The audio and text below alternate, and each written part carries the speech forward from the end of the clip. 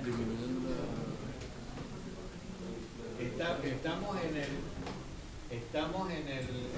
un diagrama exclusivamente del vapor de agua, correspondiente al vapor de agua, ¿no es cierto? Pero estamos hablando de ese vapor que está contenido en una mezcla con aire. Por eso esta presión la llamamos presión de vapor. ¿Cómo puedo aumentar yo la presión manteniendo la temperatura constante? Porque en definitiva es esto. De esa forma yo me muevo desde este punto hasta este otro punto. Aumentando la masa de vapor, la cantidad de vapor. Claro, exactamente. Le incorporo mayor cantidad de vapor a esa mezcla.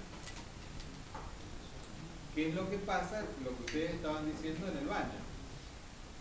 Entonces yo tengo una mezcla de aire húmedo en el baño y cuando abro la ducha con agua caliente se empieza a evaporar parte del agua y me incorpora vapor de agua a ese aire húmedo. Por lo tanto, va aumentando la presión parcial que ejerce ese vapor en la mezcla del aire húmedo. ¿Hasta cuándo? Hasta este punto, ¿qué pasa acá?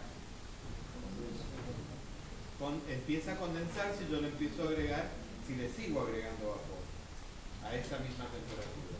Porque obviamente empiezo a venirme por acá. Entonces, acá, esta es otra presión diferente, mayor que la presión que tenía. ¿Y cómo se llama? Presión de vapor de saturación. ¿De dónde puedo sacar yo esta presión de vapor de saturación? Es decir, ¿de dónde puedo conocer cuál es la presión de vapor de saturación máxima para un determinado aire húmedo? De una tabla, ¿de qué tabla? De la tabla del agua, porque esto es el diagrama del agua. Entonces busco cuál es, para un aire que se encuentra a 10 grados, como era la tabla anterior, cuál es la presión, cuál es la cantidad de vapor de agua máximo que puede contener el aire húmedo a esa temperatura. Es esta. Directamente es la presión a la cual figura la tabla, que sería la presión de saturación.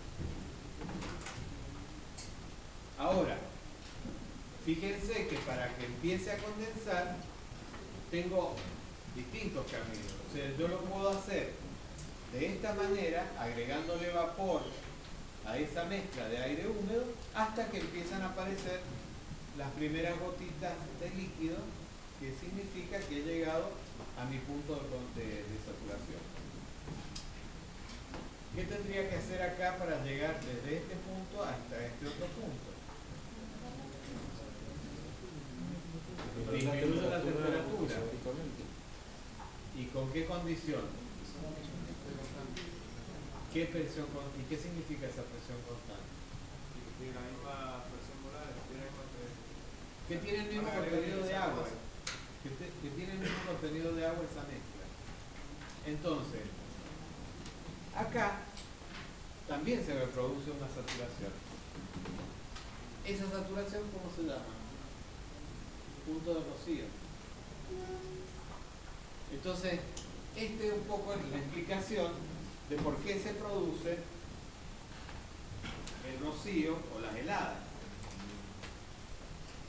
¿Cuándo se producen las heladas? ¿Eh? ¿Cuándo baja mucho la temperatura?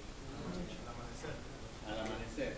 Si ustedes hacen un diagrama de temperatura, de cómo varía la temperatura del aire exterior con respecto a las horas, ¿dónde tenemos la menor temperatura?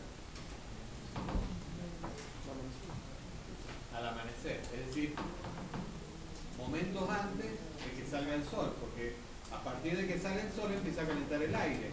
Entonces, durante toda la noche, la atmósfera empieza a perder calor hacia el cielo, bajando su temperatura. Cuando empieza a salir el sol, empieza a aumentar la temperatura.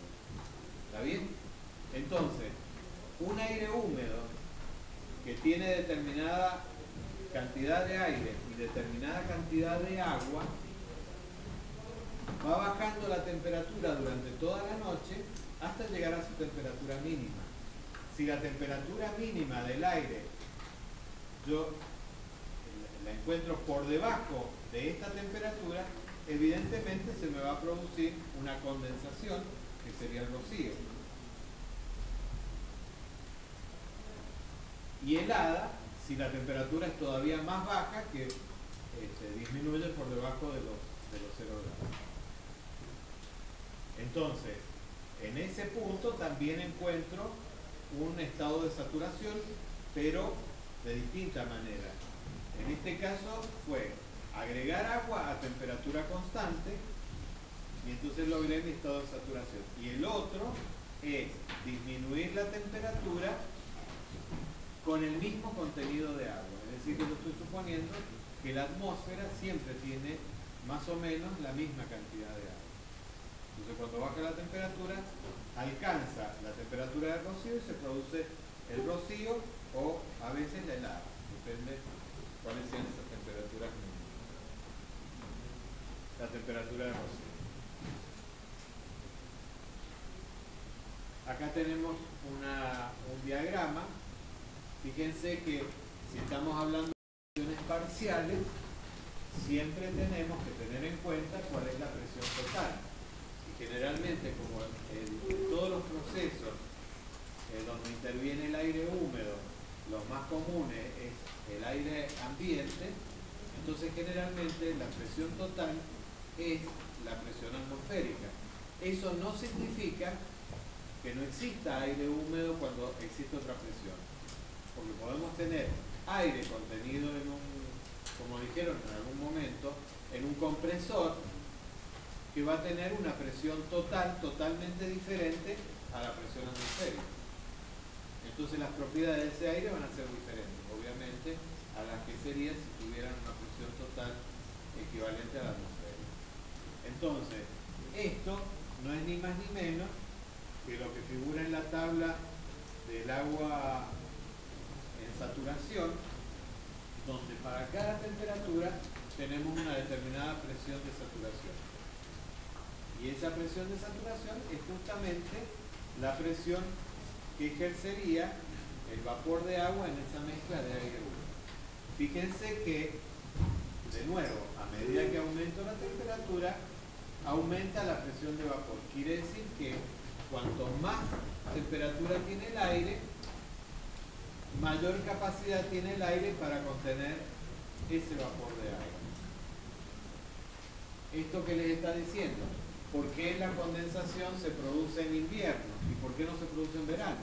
Adentro de una casa.